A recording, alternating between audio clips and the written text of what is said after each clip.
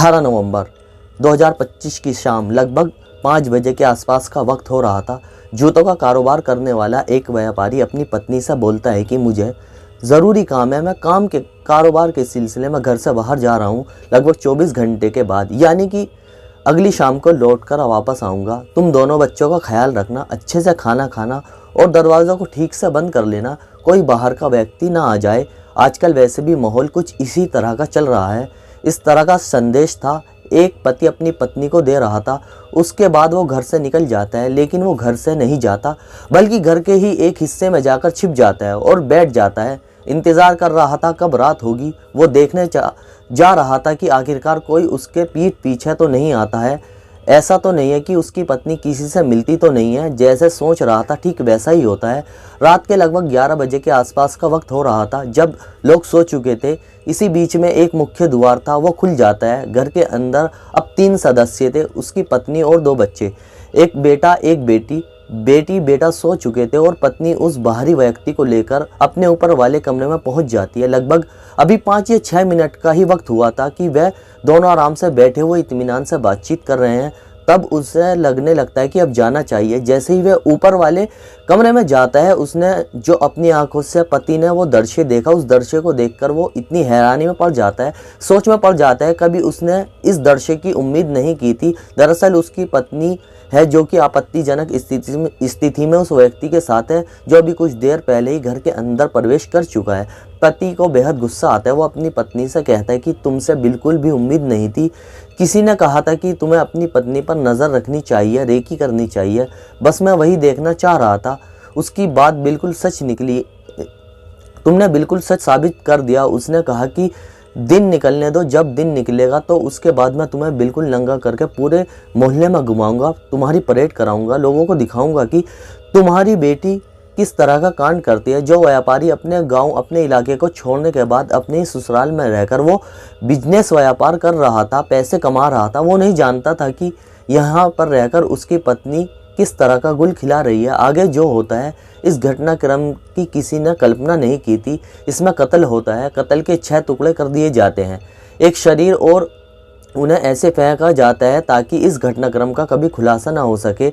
लेकिन पुलिस ने एक छोटे से क्लू की वजह से इस पूरे घटनाक्रम को खोला, और न केवल इस घटनाक्रम को खोला बल्कि जो चेहरा था, उसके पीछे जो शैतानी चेहरे थे, उनको सामने लेकर जब आती है तो लोगों को यकीन नहीं हो रहा था कि समाज में ऐसे ऐसे लोग भी रहते हैं।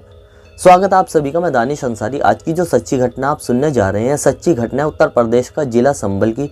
जिला संभल से जो मुख्यालय है वहाँ से लगभग 20 किलोमीटर दूर चंदोसी है, और चंदोसी कोतवाली क्षेत्र का एक इलाका है पतरोवा रोड। पतरोवा रोड पर ईदगाह लगती है। ईदगाह के पास में कुछ गंदा सा नाला है, बड़ा सा एरिया है, वहाँ पर गंदगी पड़ी हुई है, यानी पानी बह रहा है। 15 दिसंबर 2025 की सुबह लगभग 9 बजे के आसपास का वक्त हो रहा था।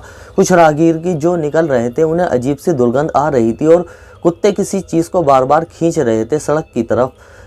इसी बीच में किसी जिम्मेदार व्यक्ति ने 112 नंबर पर पुलिस को फ़ोन किया, और पुलिस को फ़ोन करने के बाद कहा कि साहब, ऐसा लगता है जैसे कि इंसान का धड़ हो, आप मौके पर आ जाइए। पूरी जगह की लोकेशन बताई जाती है। 112 नंबर की टीम मौके पर पहुंच जाती है, और 112 नंबर की टीम जैसे ही पहुंचती है उसके बाद फिर नज़दीकी पुलिस स्टेशन, यानी कि जो कोतवाली प्रभारी होते हैं SHO अनुज तोमर, उनको सूचना दी जाती है। वो भी टीम के साथ मौके पर पहुंच जाते हैं, और जो सर्किल ऑफिसर मनोज कुमार सिंह होते हैं वो भी पहुंच जाते हैं। अब चाहे फोरेंसिक टीम हो, डॉग स्क्वाड हो, या फिर अन्य कोई टीम सर्विलांस वगैरह मौके पर पहुंच जाती है पड़ताल करने के लिए, देखने के लिए कि आखिरकार मामला क्या है। वहां जब देखा जाता है तो एक इंसान का धड़ है जिसका सर गायब है, जिसके दोनों हाथ गायब है, दोनों पैर गायब हो चुके हैं, लेकिन वो बाकी हिस्सा कहाँ है, जो डॉग स्क्वाड की मदद से आखिरकार ढूंढने की कोशिश की जाती है।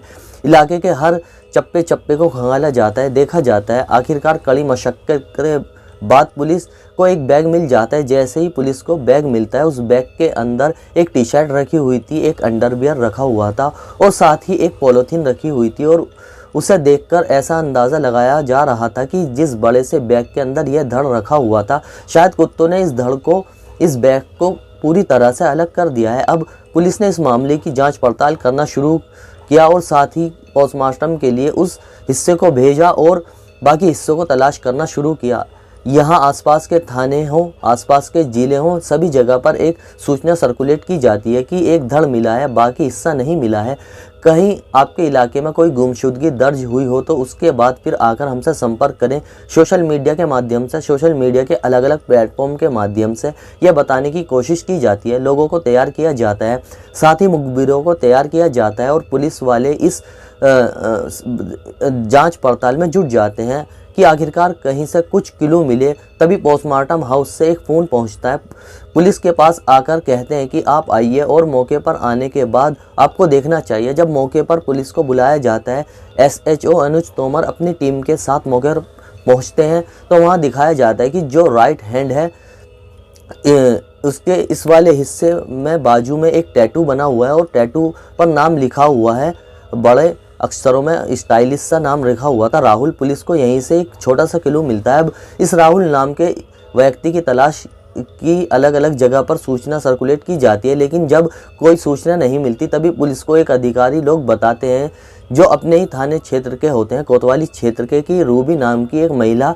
जो कि मोहल्ला चुन्नी चंदोसी की रहने वाली है, 24 नवंबर 2025 को वो गुमशुदगी की दर्ज कराने आई थी। कह रही थी कि जो मेरे पति वो अपनी बहन के यहाँ किसी काम से गए हैं लेकिन लौटकर वापस नहीं आए। अब पुलिस वाले ये इंतज़ार किया, काफ़ी वक्त बीत जाता है, लेकिन तब तक जो धड़ था उसका 24 घंटे के बाद अंतिम संस्कार कर दिया जाता है। आखिरकार रूबी यह पहुंच जाती है क्योंकि 15 दिसंबर 2025 को ये धड़ मिलता है और उसकी पत्नी यानी रूबी को पहुंचने में थोड़ा वक्त लग जाता है। यानी रूबी जाती है, आने के बाद उससे पूछा जाता है क्या तुम्हारे पति गायब थे?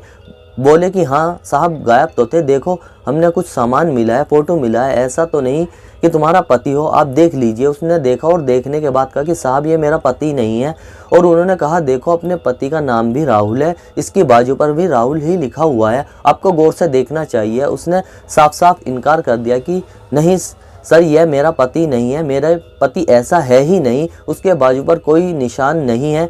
इस तरह की बात थी। इस बीच में जो अनुज तोमर होते SHO, उन्होंने उस महिला से यानी कि रूबी से कहा कि तुम्हें अपना मोबाइल दिखाओ, तुम्हारा मोबाइल देखना चाहता हूं। अब SHO उसके मोबाइल के जो पन्ने थे, गैलरी में जो फ़ोटो थे, वो लगातार ऐसे स्क्रॉल कर रहे थे। स्क्रॉल करते करते अचानक ही उनकी नज़र रुक जाती है और जब उनकी नज़र रुकती है तो वो खुद हैरान थे। वो कहते हैं कि रूबी से कि तुम शायद झूठ बोल रही हो, तुम्हारे पति के साथ तुम्हारी एक सेल्फी और तुम्हें यकीन नहीं होगा जो फ़ोटो मैं तुम्हें दिखा रहा हूँ, जो टी-शर्ट मुझे मौके पर मिली है वही टी-शर्ट तो यहाँ पहनी हुई है, तुमने सेल्फी भी ली हुई है, तुमने अपने पति के कपड़ों की बिल्कुल भी पहचान नहीं है। अब जो रूबी है, जब यह बात कही जाती है और उसको सेल्फी दिखाई जाती है, उसको फ़ोटो दिखाई जाती है और वो टी-शर्ट दिखाई जाती है तो यकीन नहीं होता। अब उसको भी इस सर्दी के मौसम में पसीने आने लगते हैं। पुलिस वाले समझ जाते हैं कि कुछ ना कुछ तो बात है। उस थाने में उसे बिठाया जाता है, उससे पूछताछ की जाती है। सवालों के सही जवाब नहीं दे पा रही थी। इस बीच में उसका नंबर था, उसको सर्विलांस पे लगाया जाता है, उसकी CDR मंगाई जाती है और साथ ही जो उसका पति यानी कि राहुल है उसका भी नंबर मांगा जाता है क्योंकि उसका नंबर भी मोबाइल था वो बंद था, उसका भी CDR निकलवाई जाती है। अब यहाँ से बस अगला खेल शुरू होता है और पता चलता है कि जो यह पत्नी है रूबी, जिसका नाम है रूबी, वो कई लोगों से बातचीत करती है, घंटों घंटों बहुत देर तक बहुत सारी बातें करती है जब तक उसका मन करता है। पति को शायद इस बात का इल्म नहीं था, पति तो बिजनेस व्यापार में लगा हुआ था। पत्नी है जो रातों को मौका मिलता है तब बात करती है। ऐसे ही जब CDR निकलवाई जाती है तो 4 लड़कों के संपर्क में थी। वो 4 लड़कों से बात कर रही थी जिसमें लगभग 1 महीने में 1111 बार उसको कॉल किया था। जिससे 1111 बार कॉल किया था वो उसका नाम गौरव होता है। अब उससे भी पूछताछ की जाती है और जो बाकी 3 लड़के थे उनसे पूछताछ की जाती है, उनके भी नंबरों की लोकेशन निकलवाई जाती है, CDR निकलवाई जाती है। तो पता चलता है कि जो गौरव जहां रूबी जाती है वहीं गौरव दोनों की लोकेशन पाई जाती है। बाकी 3 जो उसके बॉयफ्रेंड हैं उनसे कोई फिलहाल लेना देना नहीं था, लेकिन पुलिस ने गौरव को जब हिरासत में लिया, उससे जो पूछताछ करना शुरू किया वो भी अनाप शनाप जवाब देना शुरू कर देता है। यानी कि पुलिस को पूरा यकीन हो चला था कि कहीं यहीं पर कुछ ना कुछ बात है। उनसे पूरी कहानी जानी जाती है। जब पुलिस अपने तरीके से बातचीत करती है तब कहानी सामने आ जाती है। रूबी जिसका जिला संभल और उसका थाना चंदोसी लगता है और मोहल्ला चुन्नी लगता है, वहाँ की रहने वाली होती है। उसके पति का नाम राहुल होता है, जो कि जिला संभल, थाना रजपुरा और कस्बा होता है गवा, वो वहाँ का रहने वाला होता है। करीब 15 साल पहले इन दोनों की शादी हुई थी धूमधाम से, ठीक ठाक तरीके से। 12 साल का एक लड़का हो जाता है अभी फ़िलहाल, और एक 10 साल की बेटी है हो जाती है। ज़िंदगी ठीक चल रही है, लेकिन सब कुछ करने के लिए, अपना पैसा कमाने के लिए उसने अपना कस्बा गवा यानी कि उसे छोड़ने के बाद सीधा संभल के चंदोसी पहुंच जाता है। वहां जाकर जूतों का कारोबार करना शुरू कर देता है। और इसी बीच में यह पता चलता है कि जो इसकी पत्नी है, उसकी पत्नी बहुत सारे लोगों से बातचीत करती है। जब पत्नी से पूछा जाता है, अलग अलग लोगों से अलग अलग टाइम में बातचीत करती है, खूब सारी बातचीत करती है। तभी पति जब नहीं होता तो कोई भी घर के अंदर आ जाता है, यानी कि उसे अलग अलग लोगों के साथ रहना, वक्त बिताना बहुत ज़्यादा पसंद है। बच्चों को तसल्ली देने के लिए वो अक्सर महंगी महंगी चॉकलेट, महंगी महंगी टॉफ़ियाँ उन बच्चों को दे दी जाती है, तो बच्चे घर से बाहर निकल जाते हैं। पति काम पर है और बच्चे बाहर खेल रहे हैं और घर के अंदर कोई गैर मर्द आया हुआ है। ऐसे न जाने उसे यह भी जानकारी में पता चलता है कि नहीं पता कि कितने उसके बॉयफ्रेंड रहे होंगे, लेकिन फ़िलहाल जब यह घटना होती है तब 4 संपर्क में थे और 4 में से एक गौरव नाम का जो था वो बहुत उसका भरोसेमंद होता है। अब इस तरकीब से 18 नवंबर 2025 की यह बात है, जब उसका पति कहता है कि मुझे किसी काम से बाहर जाना है, तो पति जाकर कमरे में आराम से छिप जाता है। और इस बीच में जब रात होती है तो वो अपने प्रेमी गौरव से कहती है, गौरव आज मैं बिल्कुल अकेली हूँ और तुम घर पे आ जाओ। गौरव को ही चांस मिलता है उन 4 बॉयफ्रेंड में से। गौरव रात को आराम से आ जाता है। रात के जैसे ही 11 बज जाते हैं या उससे थोड़ा ज़्यादा वक्त हो रहा था, तो इस बीच में मौका पाते ही वो जो उसका पति अपने कमरे में छिपा हुआ है, तुरंत ही ऊपर वाले कमरे में पहुंच जाता है। वहां जाकर देखता है गौरव और उसकी पत्नी रूबी आपत्तिजनक स्थिति में है। बहुत गुस्सा आता है। गुस्सा आने के बाद वो चीखने लगता है, चिल्लाने लगता है। जब वो चीख रहा था, चिल्ला रहा था, उसने कहा कि दिन निकलने दो, उसके बाद मैं तुम्हें बताऊंगा। तुम्हारा ही तो इलाका है, तुम्हारा ही तो मायका है, तुम्हारे ही लोग हैं, और जब तुम्हारे लोगों के सामने तुम बिल्कुल नंगी होके और सड़क पे तुम्हारी मैं चोटी पकड़कर ऐसे घुमाऊंगा, तब देखना तुम्हारी कितनी बदनामी होगी, तुम्हारे माँ बाप की कितनी बदनामी होगी, तुम्हारे भाइयों की कितनी बदनामी होगी। इस तरह की बातें थी।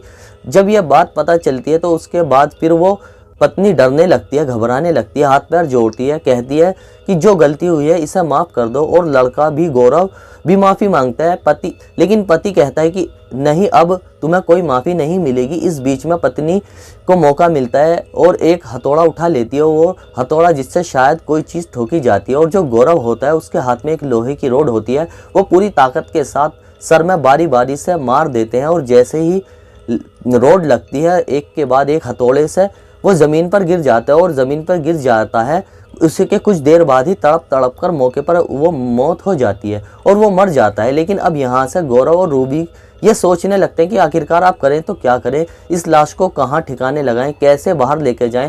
तभी दिमाग में ख्याल आता है, इंतज़ार करते हैं। अगला दिन निकलता है, दोनों घंटाघर मार्केट पे जाते हैं। वहाँ से प्लास्टिक की कुछ पन्नी खरीदते हैं, 2 बैग खरीदते हैं, एक बैग 450 का और एक बैग 700 का, और जो उसका पेमेंट UPI के माध्यम से कर देते हैं। साथ ही एक ग्राइंडर मशीन लेते हैं और ग्राइंडर मशीन लेने के बाद सीधा घर पे जाते हैं।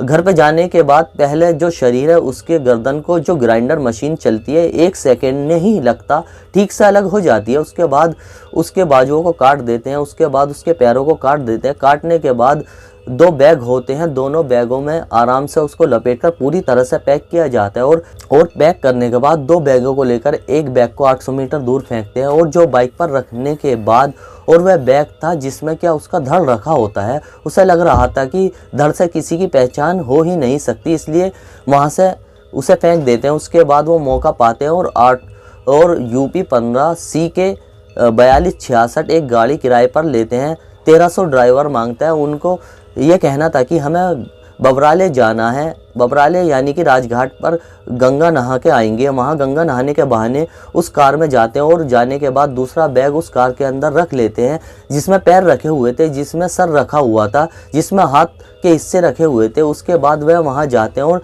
उसे मौका पाते ही बैग को गंगा में बहा देते हैं। अब उस पुलिस जैसे ही इस बात का पता चलता है तो पुलिस ने गंगा के उस इलाके को, उस हिस्से को ढूंढने की तमाम कोशिशें की, लेकिन जो बाकी के हिस्से थे मिल नहीं पाते और फिर पुलिस इस घटनाक्रम का 22 दिसंबर 2025 को खुलासा कर देती है।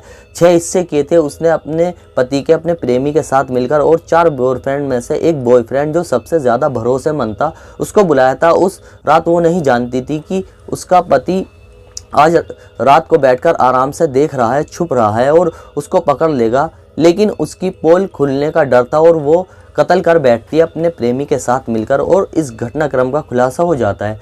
फिलहाल वो दोनों जेल में हैं और लेकिन उसके जो बेटी है, उसका जो बेटा है, उनकी परवरिश कैसे होगी यह भी एक सवाल है। क्या मायके वाले पालेंगे या फिर राहुल के परिवार वाले इसको पालेंगे, यह भी पुलिस अभी इसमें सोच रही है। लेकिन जैसे ही घटनाक्रम का खुलासा होता है तो लोगों को यकीन नहीं हो रहा था कि वो औरत कितनी जालिम थी कि आखिरकार उसने अपने पति को मौत दी, लेकिन मौत के बाद भी जो उसने किया वो बहुत भयानक था।